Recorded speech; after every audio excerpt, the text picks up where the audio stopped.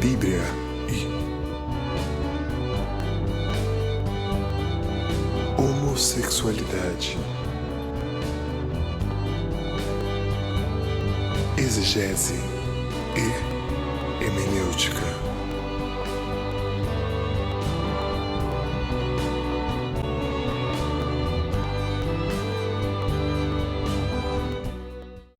Na minha opinião pessoal, ser homossexual, como ser uma pessoa mentirosa, como ser um adúltero, como ser alguém que gosta de enganar as pessoas, um picareta, vamos dizer, é opção. Em relação à opção, não é uma opção. Ninguém escolhe ser homossexual, assim como ninguém escolhe ser heterossexual. É uma coisa que a gente percebe no nosso desenvolvimento, que a gente sente atração por uma amiga ou por um amigo. Convidamos a todas as pessoas a conhecerem a palavra de Deus, a conhecerem o que é Evangelho.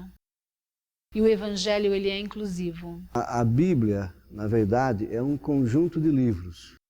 São mais de 70 livros, produzidos ao longo de 4, 5 mil anos de história. E é um conjunto de livros construído de muitos modos. Tem poesia, tem crônica, tem literatura, tem reflexão, provérbios. E o mais importante é que ela espelha a cultura de um povo, a história de um povo. A Bíblia foi escrita em metáforas, em poesias, em textos filosóficos, em reflexões, teorias. E ela precisa ser interpretada. A interpretação a gente chama hermenêutica ou exegese, que é a pessoa que estuda o texto literário e faz uma interpretação do texto, utilizando-se de recursos da exegese, como, por exemplo, estudar o texto na língua original, hebraico, aramaico. Então, tudo é verdade o que está na Bíblia, mas é preciso compreender a origem, a fonte, a época, a história. Se tiver que ser pregado algum exemplo, eles ainda vão usar de brincadeira, né? Como Deus criou Adão e Eva e não Adão e Ivo. Bem, se nós partirmos do princípio, desse princípio, se era Adão e Eva porque existiam homossexuais, nós vamos chegar em outras perguntas. Se eram duas, se era um casal, como que nós temos hoje japonês, negros, né? Como que nós temos pessoas tão diferentes? Só tinham duas pessoas. Será que se esse casal era negro ou branco, então as demais pessoas que vieram já não são da vontade de Deus? Sodoma e Gomorra foi um paradoxo da Bíblia, né, que o Senhor fez questão de mostrar o erro do povo, né, o povo errando em questão da prática homossexual, né, e o Senhor, ele fez o quê? Ele destruiu. Por quê? Porque nós somos o templo do Espírito Santo. Né? Então nós fomos chamados por Ele para sermos templos do Espírito Santo. Então em Sodoma e Gomorra teve este paradoxo, homem com homem, mulher com mulher, né? E isso desagrada aos olhos de Deus. Em nenhum momento fala-se que em Sodoma havia homossexualidade. Né? O que aconteceu em Sodoma e que infelizmente as pessoas não param para compreender, porque é uma leitura bem superficial, uma leitura bem, né, de qualquer jeito, que só de passar os olhos sobre o texto, você já vai compreender que o texto não fala de homossexualidade. O que acontece na passagem de Sodoma e Gomorra é que aquela localidade, aquelas duas cidades, elas estavam extremamente envaidecidas, elas estavam extremamente enrijecidas, o povo com seu coração enrijecido por causa, né, das suas riquezas, por causa de tudo que eles haviam conquistado. Nós precisamos entender também que aquelas cidades já haviam passado por saques, elas já tinham saqueadas, já tinham sido roubadas, então as pessoas estavam extremamente ressabiadas. A gente tem que entender que uma das maneiras que as pessoas utilizavam para humilhar prisioneiros de guerra era botando as pessoas na posição de mulher, violentando, estuprando um prisioneiro de guerra. O que Sodoma e Gomorra, o que a história nos fala no livro de Gênesis acerca dessa passagem, é que os 2 anjos que não foram reconhecidos nem por Ló, quando eles chegaram naquela cidade, as pessoas acharam que eles eram invasores, espias, podia ter um exército ali perto, pronto para invadir. Então eles quiseram humilhar aqueles 2. Só que o que fica bem claro é que em todos os outros textos que a Bíblia fala, né, a gente vai ter Jeremias falando, Isaías falando, o próprio Jesus falando acerca dos pecados de Sodoma e Gomorra, porém eles não citam nenhum ato sexual. A única vez que se comenta é quando fala de adultério. A prática homossexual é totalmente abominável ao Senhor. Abominação é um entendimento de tudo que não é agradável a Deus, né? Alguns vão dizer até que Deus tinha vontade de vomitar, né? E aí alguns teólogos, alguns pastores vão usar isso para homossexuais. Vai falar assim, olha, tá vendo? Deus não gosta de homossexuais, tanto que ele sente vontade de vomitar quando ele sabe disso, né? Só que aí a gente vai ver que não é essa a questão. A questão de Levítico vai dizer, olha, não se misturem com este povo na questão dos deuses, né, que eles servem. Há um único Deus, há um único Senhor, né? Então, é abominação, só que aí ele vai determinar vários outros caminhos, né? E vai ilustrar vários outros textos que vão dizer assim, olha, se você fizer tal coisa, a morte virá sobre você, a abominação de Deus, né? Na frente de Deus. Então, relacionar o texto de Levíticos com homossexuais para mim, acho uma coisa muito distante, assim, a gente não consegue. Então, assim, algumas coisas já foram mudadas. É o que acaba justificando. Ah, então eu posso comer carne de porco hoje, mas em Levíticos eu não podia, entendeu? Ah, então eu posso fazer isso, mas lá eu não podia. Então, os novos textos é que vêm justificando os anteriores, onde algumas coisas mudaram e outras coisas permaneceram. Então, existem muitas coisas assim, do Antigo Testamento que hoje em dia não se leva mais em consideração, mas com relação a pecado de homossexualismo, de mentira, de roubo, isso continua. Também não diz que a gente pode fazer qualquer coisa, porque se fosse assim, o Apocalipse não dizia que o homossexual, que os roubadores, que os feiticeiros não herdariam o reino do céu. Então, quer dizer, o Senhor veio e cumpriu a lei, porém algumas coisas ainda o Senhor deixou claro que não aceitaria, como o pecado. A Bíblia não foi escrita em português, né? A Bíblia foi escrita em grego. E a Bíblia usa Paulo, para falar a verdade, porque é muito generalizante a gente falar, né? Em 1 Coríntios 6,9, Paulo diz que o sodomita, ele é traduzido assim, em português: os sodomitas e os efeminados não entrarão no reino dos céus. Mas Paulo escreve no grego malakos e arsenokoitai. Malakos é algo que é mole, que é fino, que é maleável. Nós usamos a gente vai encontrar a palavra malakos em outros textos bíblicos, como, por exemplo, Jesus, quando com raiva, pergunta ao povo: o que vocês foram ver? Por que vocês foram ver João Batista? Vocês achavam que iam encontrar um homem de roupas finas? No grego original, roupas finas está malakos. E arsenokoitai é uma palavra controversa, porque é quase que um analogismo. Ele pode ser traduzido como homem de cama, como prostituto ou como estuprador. Então, quando eles... toda tradução ela é ideológica. Não existe uma tradução que não seja ideológica.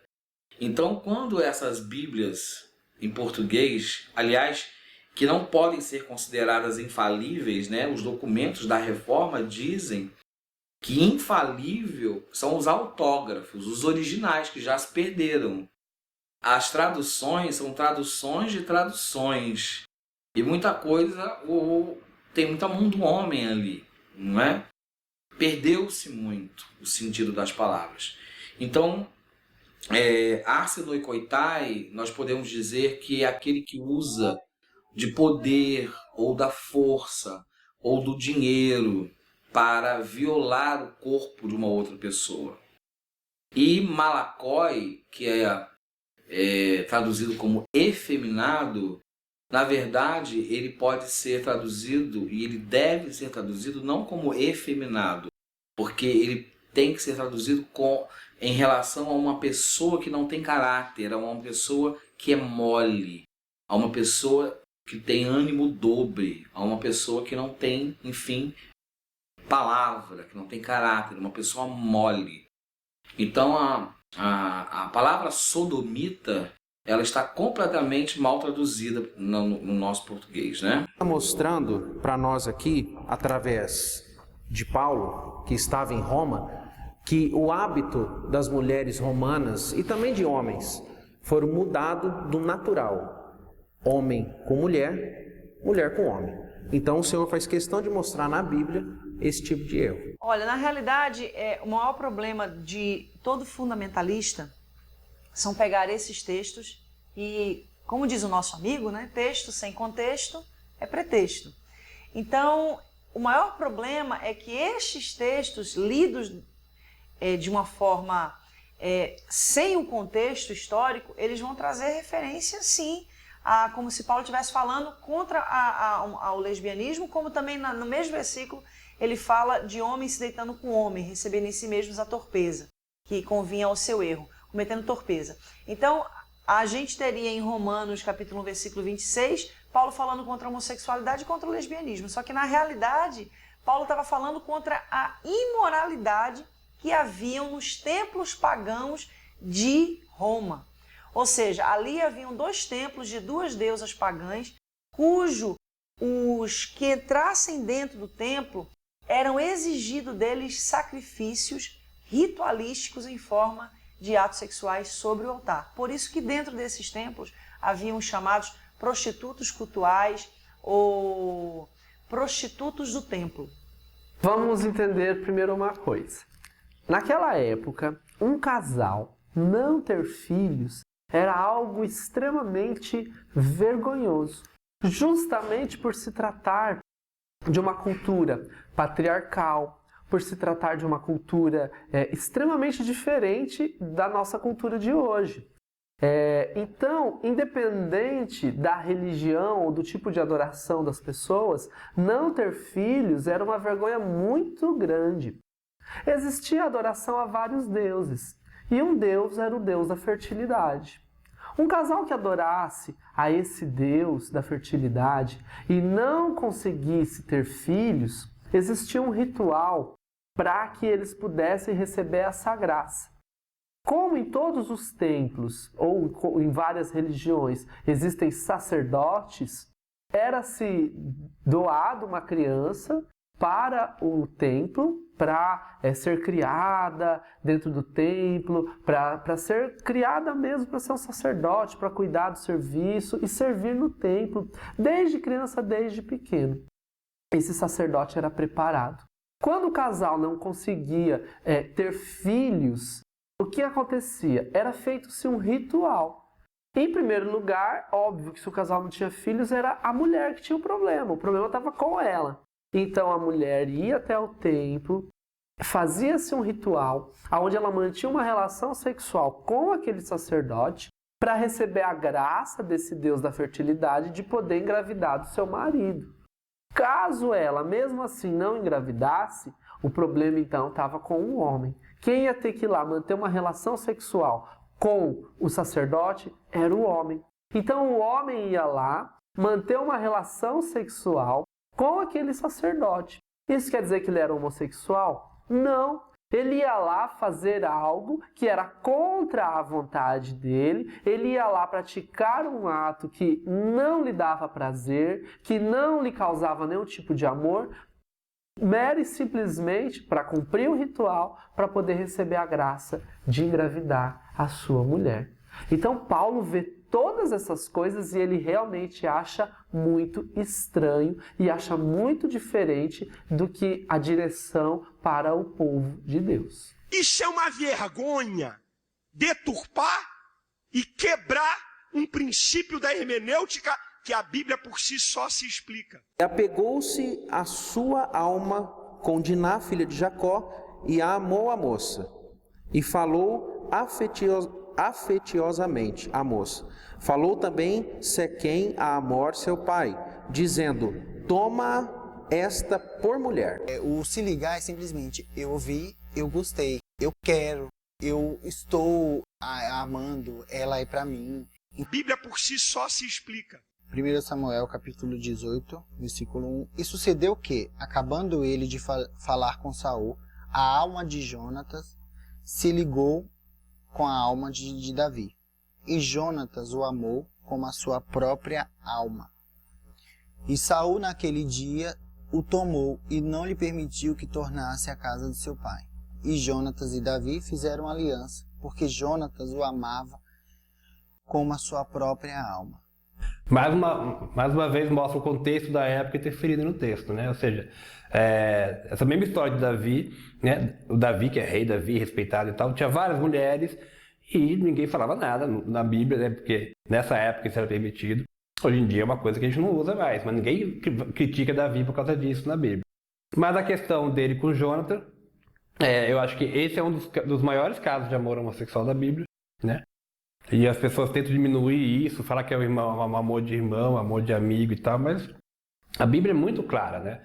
Seu amor, para mim, era mais importante que o amor das mulheres. Ou seja, ele coloca no mesmo patamar do amor das mulheres e fala que era maior. Então não é uma coisa de amigo só. E a própria história toda, você percebe que tem uma coisa, por trás da história tem um clima homossexual no ar, né? Tem essa questão o Jonas bate o olho em Davi e fica apaixonado por ele, né? Sua alma se liga dele, ele tira a roupa e dá para ele, ou seja, não é uma coisa de amizade, é uma coisa que bateu um clima ali, né? O rei, que é o pai de Jonatas, fica muito bravo quando descobre que Jonatas está andando com Davi para lá e para cá, para lá para cá, para lá para cá. E ele fala uma frase que essa amizade traz vergonha para a nossa casa, ou seja, o que é isso? Por que essa amizade com Davi, que é o herói, matou Golias e tal, por que traria vergonha essa amizade? Porque teria alguma coisa nessa amizade aí que até na época já era vergonhoso, entendeu? Você vê ali que existe um amor profundo, não vou dizer sexual, embora existe um outro texto que Saul, o pai de Jonatas, ele diz que Jonatas era uma vergonha para sua família, e o hebraico vai usar a palavra amante, né, de Davi. Então, não há uma certeza, há especulações sobre esse romance, mas a gente percebe nos textos bíblicos uma ligação muito forte entre Davi e Jonatas. E a palavra que Saul fala para Jonatas, palavras ofensivas, são palavras que dão a entender que Jonatas amava Davi como um homem ama uma mulher. Porque Jonatas, ele era filho de Saul, e Saul por muitas vezes perseguiu a Davi. Muita gente fala assim, mas nenhuma parte da Bíblia é citada explicitamente a questão da homossexualidade. Eu acho que é citado nessas partes que falam dos eunucos, né? Eu acho que a Bíblia considera eunuco as pessoas que não tinham filhos. Inclusive tem uma parte que inclusive Jesus fala que tem 3 tipos de eunucos. Tem os eunucos que nascem assim, tem os eunucos que são feitos eunucos por algum acidente, e tem os eunucos que se fazem eunucos pela fé. Então, na verdade, quem ele considera eunuco aí não é quem não tem o pênis, é quem não usa, na verdade, né? Os padres que não usam pela fé, as pessoas que sofreram algum acidente ou foram castradas, etc. E as pessoas que nasceram assim. As pessoas que nasceram assim, eu acredito que eles estão se referindo aos homossexuais. E eles falam exatamente isso, ó. Todos eles têm valor, tem gente que nasceu para casar, tem gente que não nasceu para casar e todos merecem respeito. Jesus falou isso, né? Ou seja, a Bíblia, a igreja usa isso para justificar os padres só, mas pode ser usado para justificar os gays muito bem.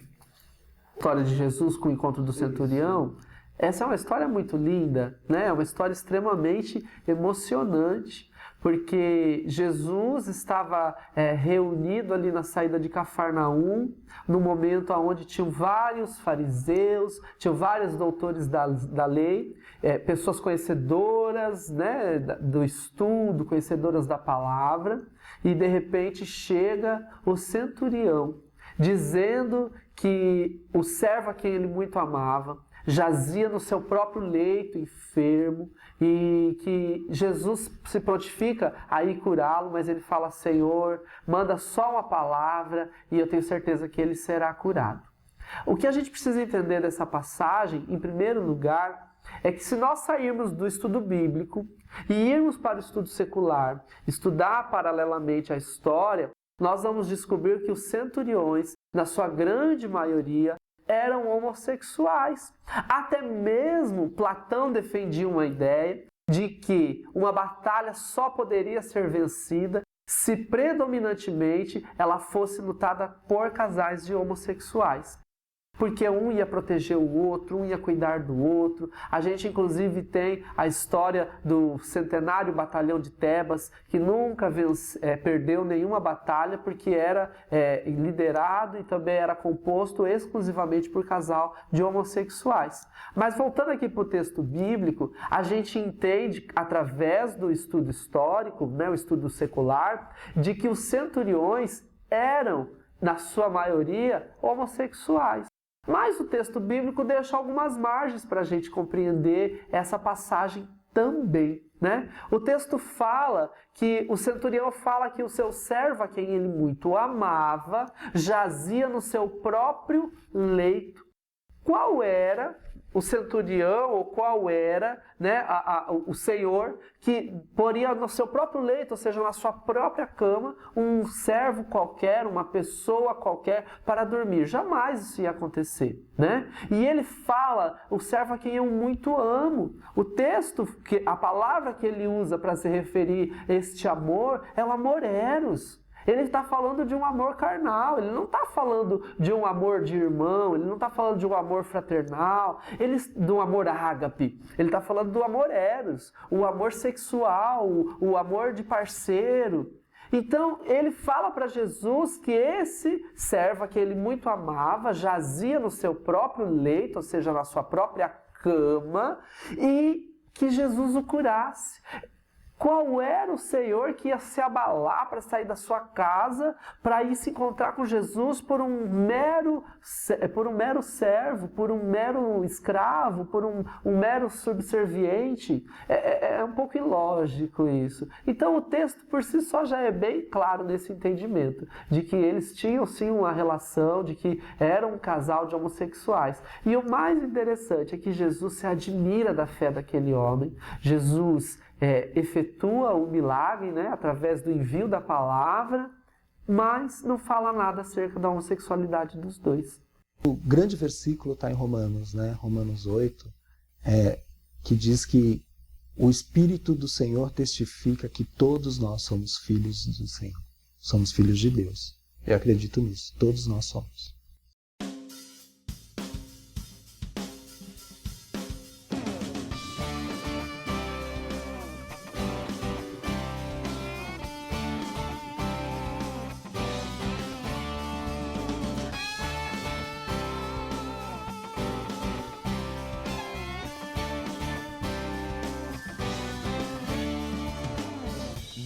Sua raça, tua fé, seu estilo, o seu dom, pois para Deus somos iguais.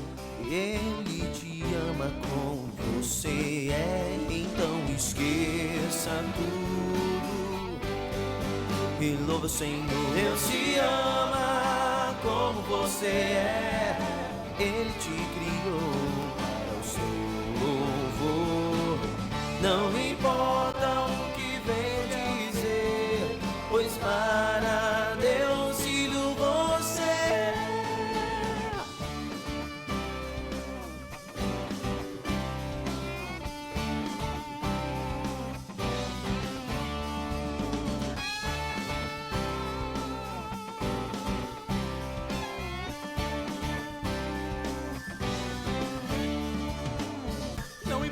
sua raça ou sua fé, seu estilo ou seu dom, pois para Deus somos iguais.